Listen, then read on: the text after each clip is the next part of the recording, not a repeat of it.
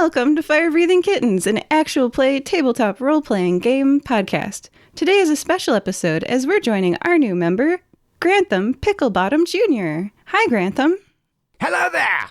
I'm terribly excited to be here. I've been hearing all about the fire-breathing kittens, and I'm terribly excited. I'm sorry. Hello.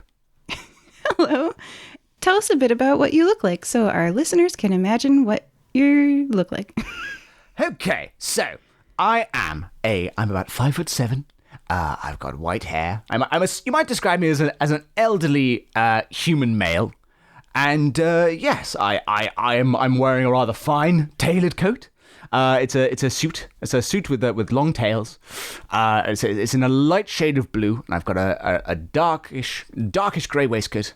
A little fob watch that sits in my pocket there.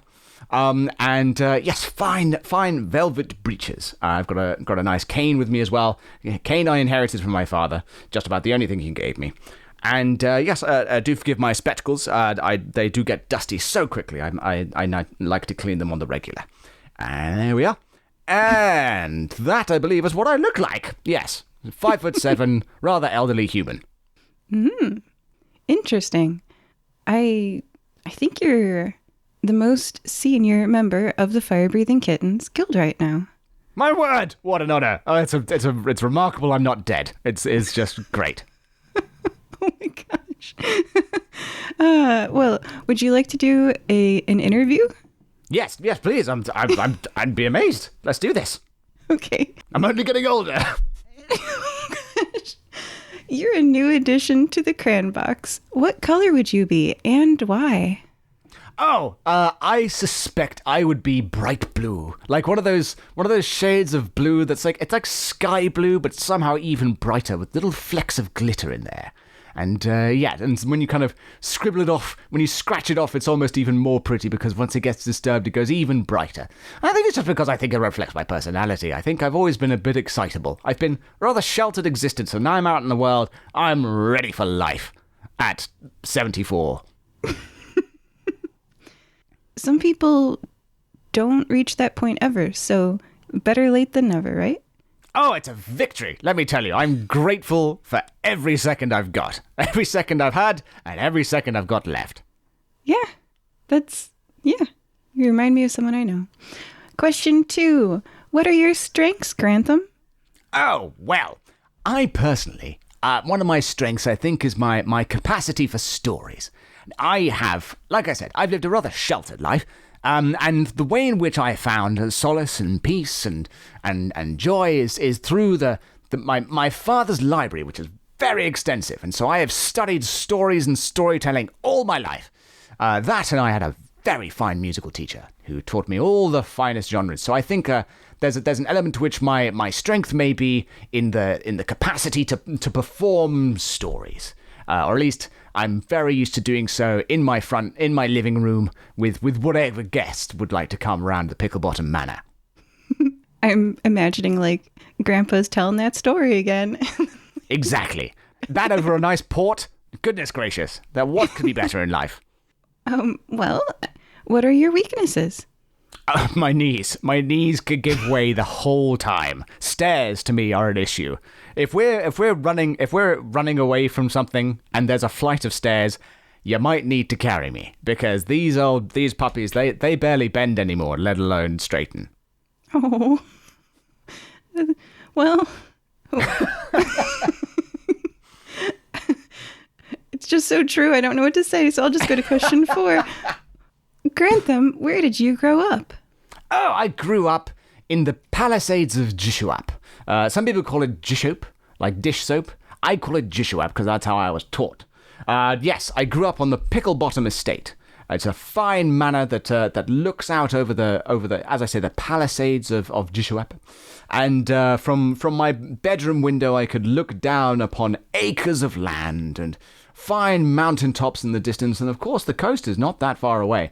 And I spent all my childhood there. My father managed the estate. He's something of a trading tycoon, you might say. I barely left the manor, to be honest. I was always kept around as sort of like the spare to the heir. So really, it's been pretty much I wouldn't say housebound, because really my house is probably the size of most cities, but it certainly was pretty much the sum total of where I grew up was the estate and its grounds. I see. That's both lucky and unlucky, but I think mostly lucky. Yeah. It's a gilded cage of privilege, my love. Well, maybe I understand this a little bit even before I ask, but question 5. Why did you want to join the Fire-Breathing Kittens Guild? Well, as it happens, this all coincides with frankly, my father died. You think I'm old. You should have seen him before he went. He was like a turtle that had been in the bathtub long enough to stop pruning. Like, he was an old man before he died. Oh yes, good old dad. Anyway, once he died and my sister inherited the estate, I'm now left at a bit of a loose end. So I decided it is about time to finally achieve something, to experience something more than what I could possibly experience around the Picklebottom estate. So the time came, I packed up my stuff, and I had been hearing all about the marvelous adventures of this Fire-Breathing Kittens Guild.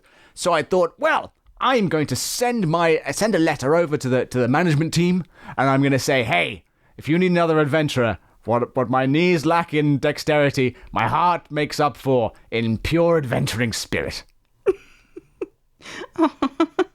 That's the kind of spirit that we need here. I'm glad you're joining us. I'm terribly glad to be joining you as well. Question 6. If you were given a 1-minute advertisement time spot during the annual Nikimoy fighting tournament, sort of a Super Bowl, if you will, that everyone in our small town it's not as big as Jishop, will see, what would you fill it with? Oh, advertising time? Well, if I'm going to be a member of the Fire-Breathing Kittens Guild, I would I found myself fascinated by the nuances and the esteemed history in the niches of sub genres of music. And in particular, I became a big fan of freestyle rap. So I decided, and that's the thing, the world doesn't even know. I've got a whole other persona that I like to call G Pickle. And I think for an excellent advertisement for the Fire-Breathing Kittens at said Super Bowl-style entertainment would be a brief but perhaps deep freestyle rap on the services provided by the Fire-Breathing Kittens Guild for anyone that might need a good mercenary, bounty hunter, or adventurer. Nice. Advertising for the guild with music. I think that's both the most bootlicking and appropriate halftime show I've heard of so far. Wow, no one's ever even called me a bootlicker before. I've really stepped out of my comfort zone now. I'm used to everyone bootlicking to me. My best friend's a butler. Oh my gosh. Question 7. What do you like doing in your spare time, Grantham? Oh, I love to read. Reading is my favorite thing. I've been reading adventure novels of this one author called Samson Eckhoff. Tells these extraordinary adventures of this female scientist. She goes about the world and discovers grand new things.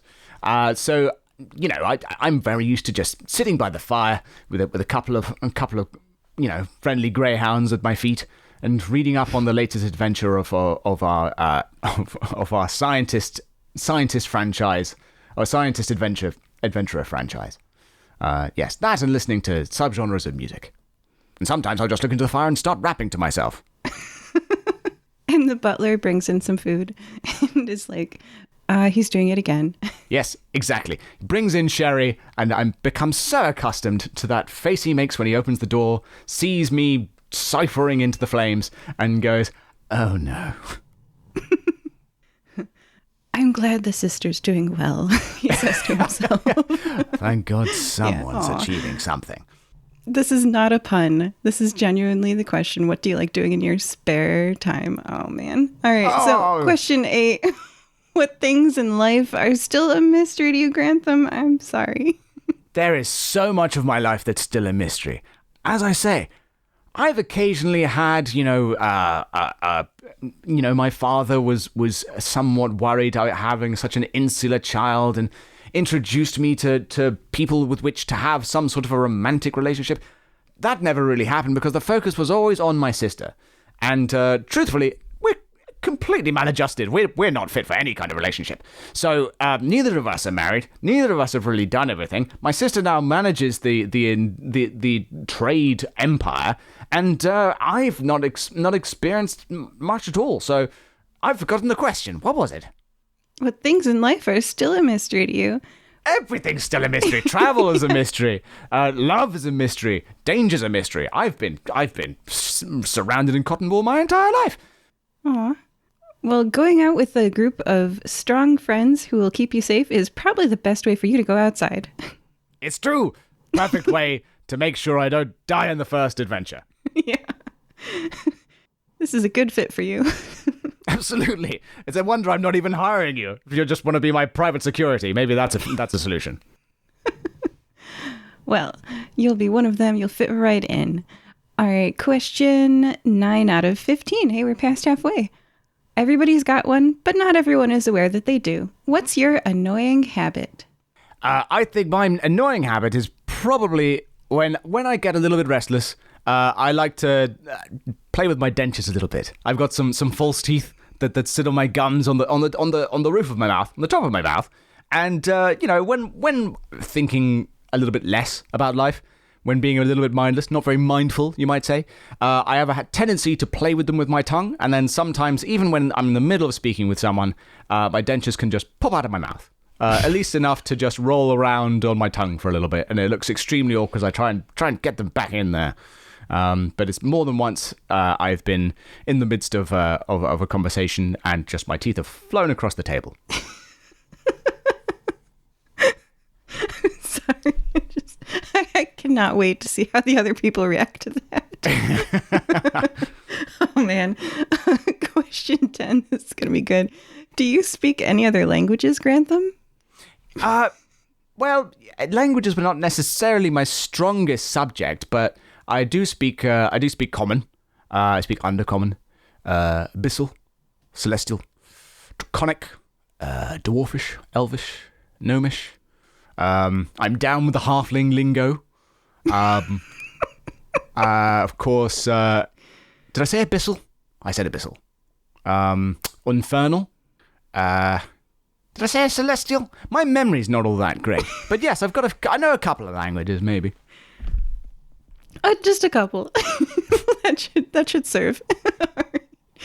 Question 11. Where would you like to visit now that you're outside the house? Anywhere in particular? Frankly, getting 6 feet out of the gate is already a marvel.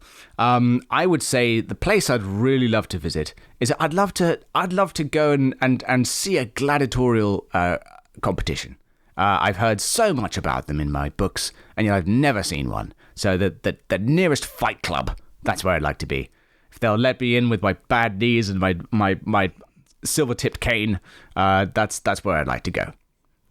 Future GMs looking to Sworn to be Wild and the fighting arenas in Mousel and maybe take Grantham there. I share these competing. share these interviews with your future GMs, so anyone listening, take note. All right.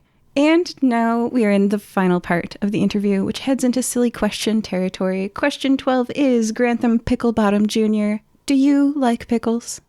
Do I like pickles?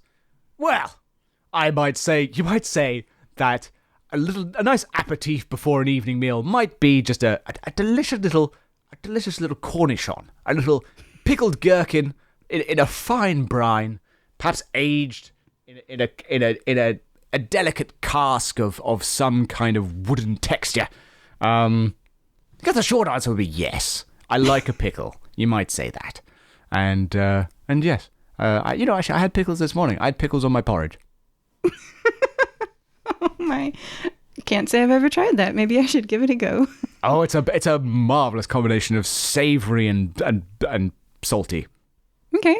Maybe I put butter on cream of wheat, right? Yeah, malto meal. Yep. Right? Why not pickles? Why? That is the question I am constantly asking myself. Why not pickles? Why not? Question 13. More silly question territory. A penguin walks through that door right now wearing a sombrero. What does it say, and why is it here?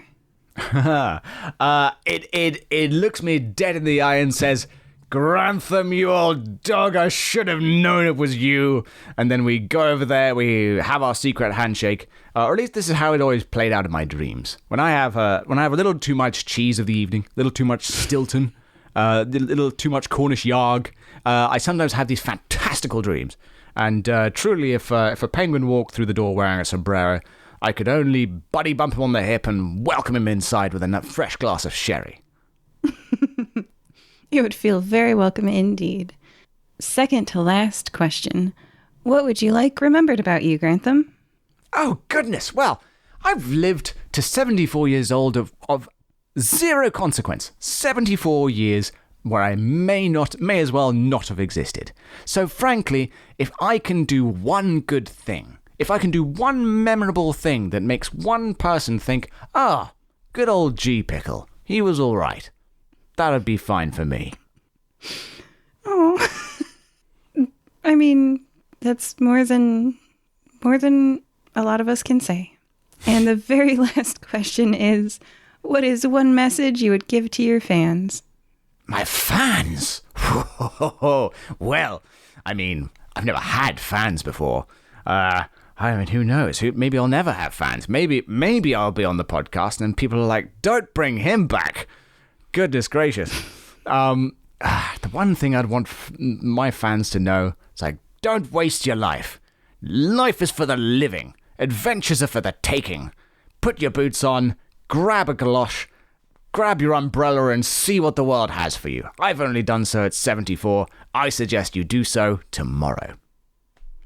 Yeah, you heard it here, folks. Well, thank you for joining us, Grantham.